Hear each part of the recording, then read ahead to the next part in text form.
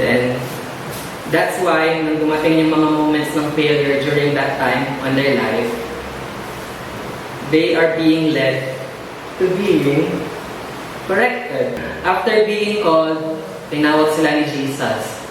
And tinawag sila ni Jesus, okay, I commission you. I am sending you, I am assigning you to do these things. They are still trying to defend. That's why they experience failure. And after that point, you are being called now to be corrected. Called, commissioned, then corrected. They experience failure. Now, we will go back to another passage. So, yung mga counterpart dito, Matthew chapter 17 verse 16 to 20, Mark chapter 9 verse 18 to 28, and Luke chapter 9 verse 40. And ang lesson dito is, sabi dito, Matthew chapter 17 verse 16, I brought him to your disciples, but they could not cure him. They tried, but nothing happened. Then in Matthew chapter 17 verse 20, Jesus Christ said, because of your unbelief. So, bumabalik tayo dun sa una kong pinoint kanina when they weren't able to heal the possessed child and cast out the demon. And this is important because sabi ko kanina, they are already sent, they are already commissioned. Pinadala sila sa iba't ibang lugar to speak and declare the gospel. But even though they already have experience, Jesus already gave them authority, they are already exposed to the different people, they still experience failure at some point. Why? Because they were still gaps. Faith, unstable, hindi pa consistent yung trust, and nag-start pa lang sila na intindihin kung ano yung mission ni God sa buhay nila. That's why even also in our life, no, if mabalikan nyo, minsan nagpe-pray tayo, pero lagi ba may nangyayari? Lahat ba nung pinag-pray nyo na nakakamtan nyo, parang nakukuha nyo? Sometimes not. Why? Because even you are praying, you are still doubting. Kahit pinag-pray nyo, may doubt pa rin sa puso nyo. Mangyayari ba to? That even though I pray to God, mangyayari agad? Even you pray, nag-doubt pa rin kayo. You're not claiming what you are praying. That's why nothing happens sometimes. And even sometimes, you try to do something, you try to work on something, you still fail. Because sa sarili nyo, wala din kayong tiwala. Wala kayong tiwala kung kaya nyo, kung magagawa nyo. Wala din kayong tiwala kung tutulungan kayo ni God. That's why you fail. You still don't understand everything that God has delegated into you. You still doubt. That's why we experience failure. But that doesn't mean God has already left you. Na pag na-experience yung failure, ay, iniwan na ako ni God. It means God is still forming you on those failures. Because failure is not the end, it is part of the process. Diba? Contrary to the world's belief na kabaliktaran ng success, failure. Ang kabaliktaran niya ang pagkatalo. But it's not. It's part of the success. Failure is a huge step in the process to reach success. May naalala pa kayong kasabihan with regards to success? I think very common to ngayon sa TikTok about success. Hindi nyo alam? Yung kasabihan? About success. Wala kayong narinig. So babasahin ko from one philosopher siguro. Hindi ko alam kung maalala niyo. Parang nag-imagine ka nakikita mo sa imagine mo. Wow! Ang taas ko na ngayon. Makikita mo sa imagine mo, success ka bigla kang sumakses.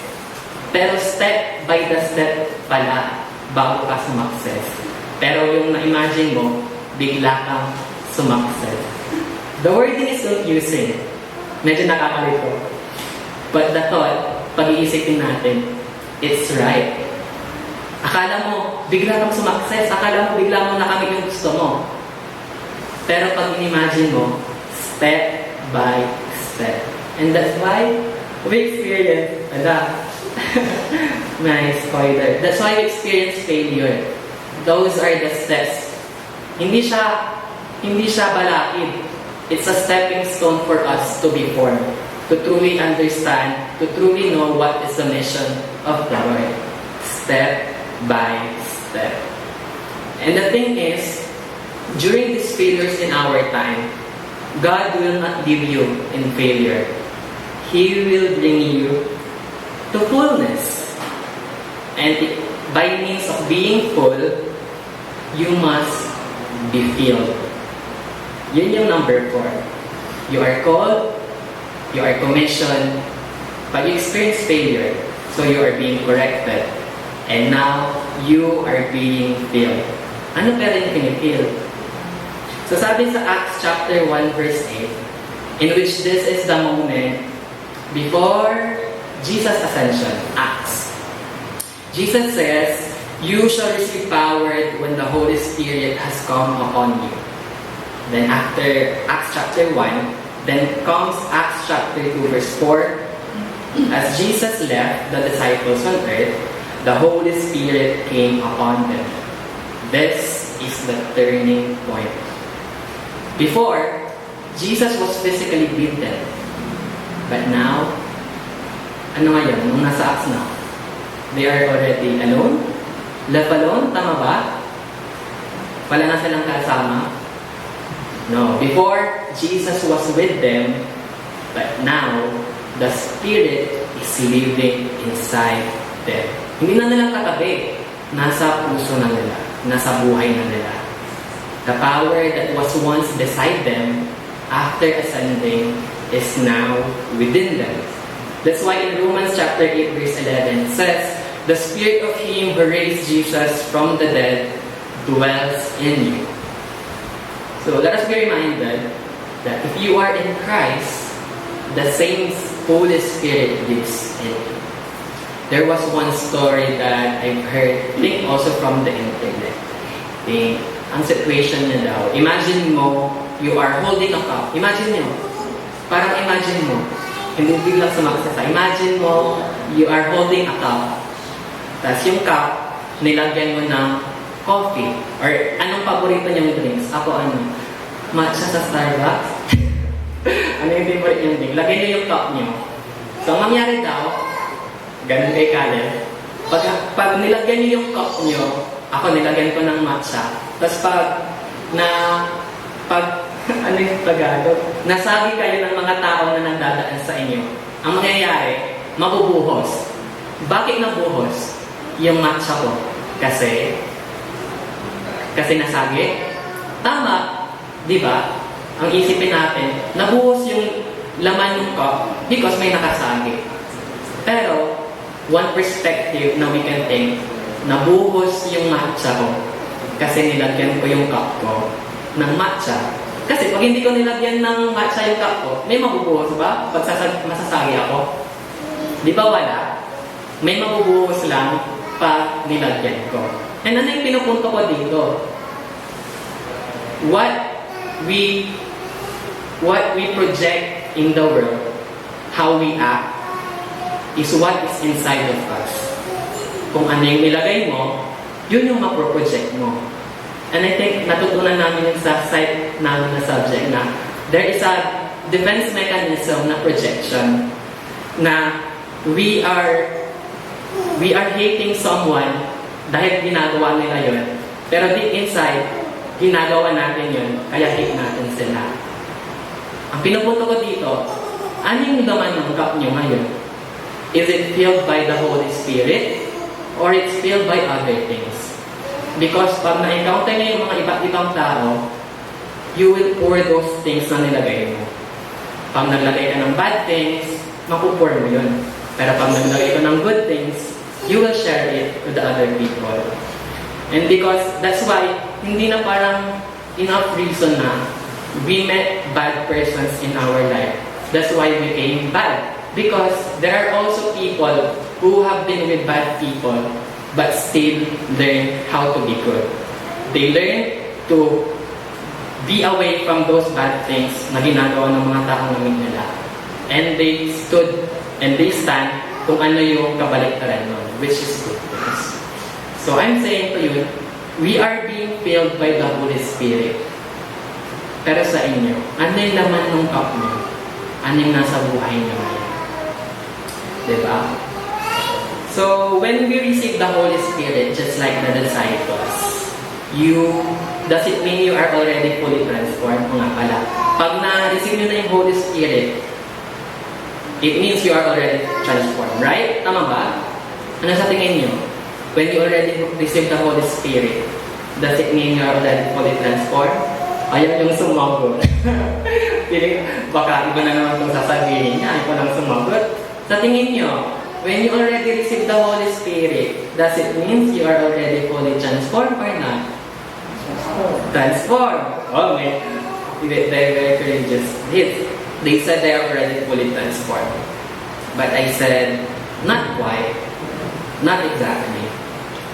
And for it to simply explain, siguro, speak na lang ako sa experience ko. Or even experience nyo din as students, no? Sino na yung nakapag-conduct ng research? Sino na experience yung mga research? Yung maraming nagtaas. Okay. So, since nakapag-research na tayo, tatanungin na tayo, when do we think na tapos na yung research? Paano natin masasabi na tapos na yung research natin, na-accomplish na natin yung research natin? Kailan? Ano yung point?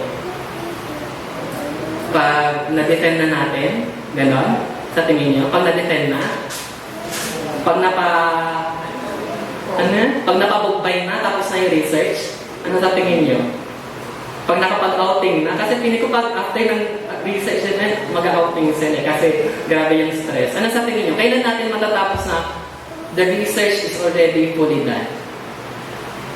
The research is already fully done when it is already applied in the life of the community.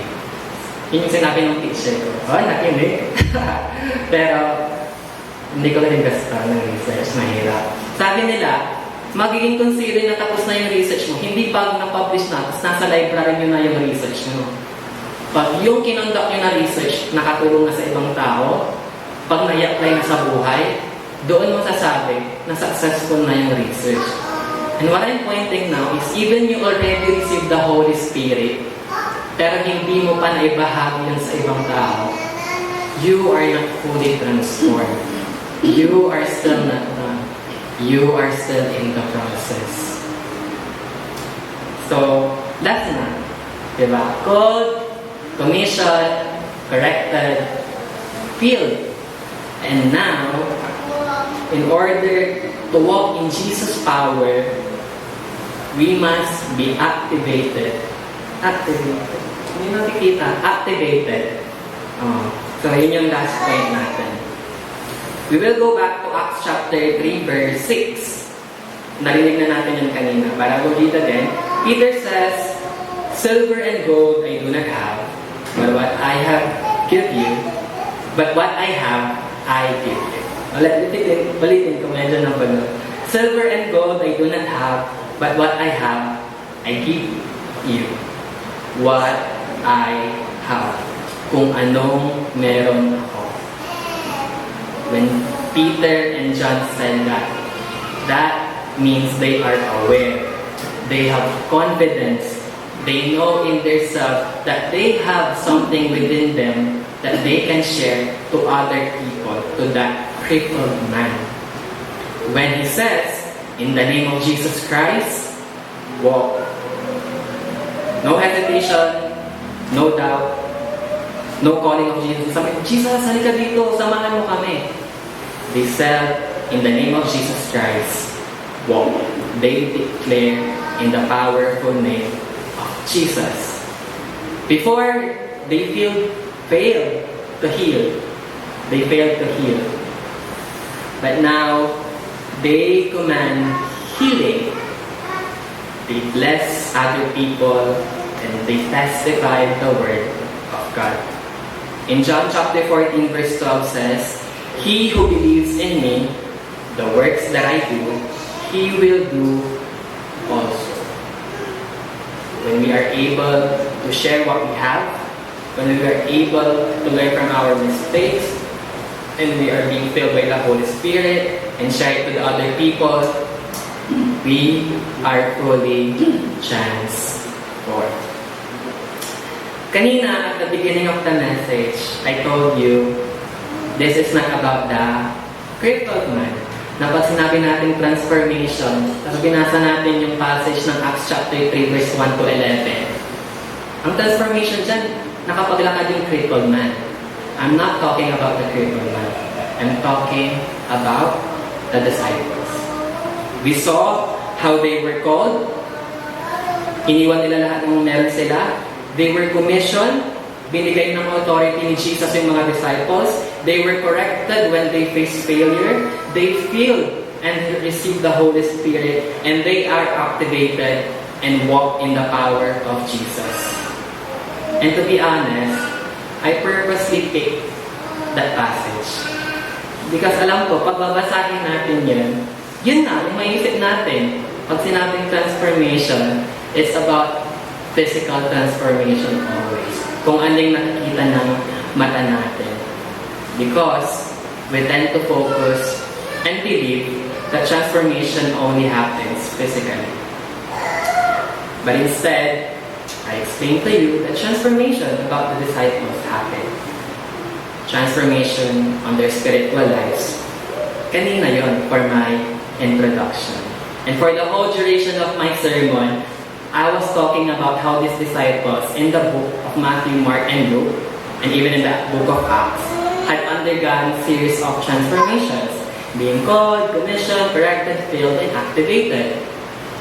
But to be honest, I'm not talking about the disciples. Anong pinagsasabi mo? Yung low ata ako nung nagsasalita. For the whole duration, I'm not talking about the disciples. Hindi ito tungkol sa kanila. It's about you. It's about us. Because the same process that the disciples have gone through is also your process. You will be called. You will be commissioned. You will experience being corrected. Minsan, ayaw mong magpa-correct, kaya babalik ka ulit sa pinakauna. You will be filled by the Holy Spirit, and you will be activated to share it to other people. Sabi kanina ni Peter, what I have, I give you. But the question now is, do you even know what you have? Do you know? Anong meron sa'yo? Anong meron sa akin? Alam niyo ba kung anong meron sa inyo? Or are you still living, thinking, doubting, that you are empty, I am weak, I'm not ready, I'm not deserving? Because God says in Ezekiel chapter 36 verse 27, I have already placed my spirit in you. God did not just call you to follow Him. He called you to carry Him. Not just to believe, but to walk in His authority. Not just to receive, but to release His power, to share His blessings, to express His love to other people. As I choose this topic for today's sermon, there was no expectation na after giving you this sermon, na matatransform kayo agad. Na after you hear these 5 steps, kaya nyo nang gawin ulit sa buhay nyo agad-agad. Because as I said a while ago, step by step, transformation is a process. Bago ka sumakses, still, step by step. And the truth is, no matter how prepared I was, I still can't transform you with my sermon today. No matter how broad the sermon I will prepare, kahit i-discuss ko pa lahat ng topics, just to cover all the lessons na kailangan nating matutunan, I still can't transform you. I still can't fix you. Kaya yung sinasabi natin ngayon eh, I can fix him, I can fix her. Dali, parang ako lang yung posibleng hindi niya yun narinig. Di ba sinasabi natin, I can fix him, I can fix her. Pag may gusto tayong tao, yun gumigiti na sila. Akala yung guilty Di ba? Sinasabi natin, I can fix him, I can fix her. That despite of all the bad traits that we have seen, despite of the red flags, Lord, gusto ko siya I can fix him, I can fix her. But truly, tao lang tayo. We can't fix other people. Only God can. And the thing is, no person can be fixed or fully transformed if that person is not willing to be. Tama ba? Imposible magbabago ang isang tao pag sa sarili niya mismo ayaw niya magbago. It always starts with ourselves, with yourself. To be transformed, you must surrender yourself. Surrender to the Lord. That's why, when we saw that the disciples left everything, yung mga nets nila, even yung family nila, si Zebedee, they all left their belonging and followed Jesus. They left everything from the start. That's why in the end, they have everything. They are fully transformed. Ulitin ko yun. They left everything from the start. That's why in the end, they have everything.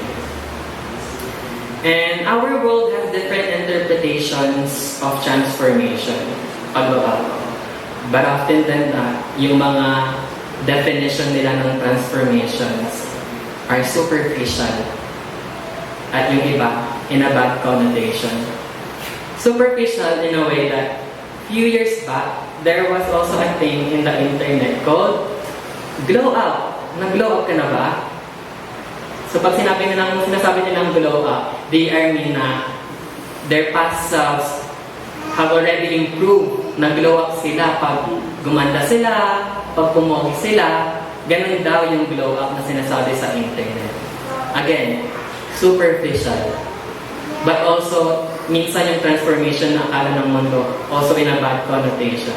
But in a bad way, kasi minsan, pag sinabihan ka ng kakilala mo, uy, nagbago ka na, iba ka na, hindi na ikaw yung kilala ko dati. They are meaning na, hindi na kayo close masyado, the gap has been widened. That's why hindi na kayo kakilala nyo dati. And that's in a bad way. But the transformation that I'm talking about, the transformation that is being offered by the Lord is a spiritual and a transformation for better. Yung sa mundo, superficial. Morning po sa ating lahat. Ibabahagi ko lang po ang aking konting kwento ng buhay.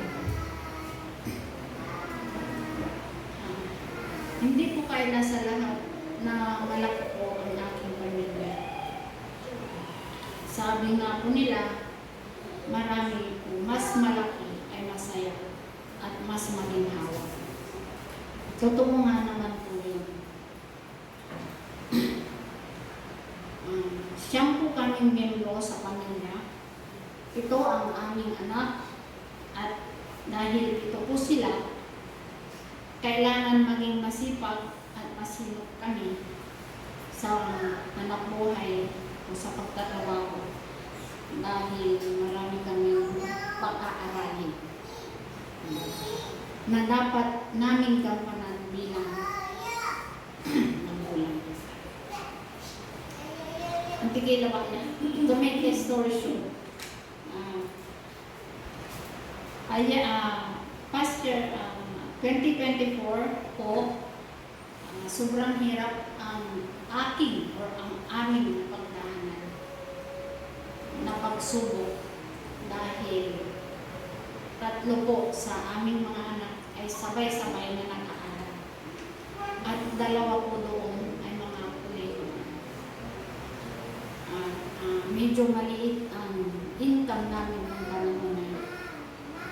Talagang nagsuffer kami ng todong hirap dahil magkasabay-sabay ang aming mga gastusin. Financial problem kumbaga ang aming napagdaanan. sobrang stress at halos di pumakatulog sa gabi dahil di nawawala sa isip ko ang mga problema. Ngunit wala po akong ibang ginawa kundi ang manalangin lagi at ipagkatiwala ang lahat sa ating Panginoon. Sobrang higpit ang aking pagkati kay Lord. Dahil alam ko, siya lang ang pangmalakasang Savior ko. At hindi niya ako pinabayaan. Ang lahat ng paraan na ginawa ko ay kanyang binasbasan. Ang lahat at sa mga taong ginamit niya upang ako'y makabangon ay aking pinasalamatan dahil alam ko sila ang ginamit ng ating Panginoon. Kaya po, ipinapangako ko sa sarili ko na mas palalakasin ko pa ang aking loob upang harapin at humaba pa ang aking buhay upang malabanan ang lahat ng hamon sa buhay. Mabuti man ito o hindi mabuti, ay dapat ko pa rin itong ipagpasalamat sa Panginoon. Sa ngayon po ay patuloy pa rin po ang aming mga pagsubok na nararanasan at kinaharap. Pero itinataas ko na po ang lahat ng ito sa Panginoon. Naway gabayan niya kami lagi at bigyan ko ng mahabang minuso. To God be the Lord. Salamat po sa pakikinig.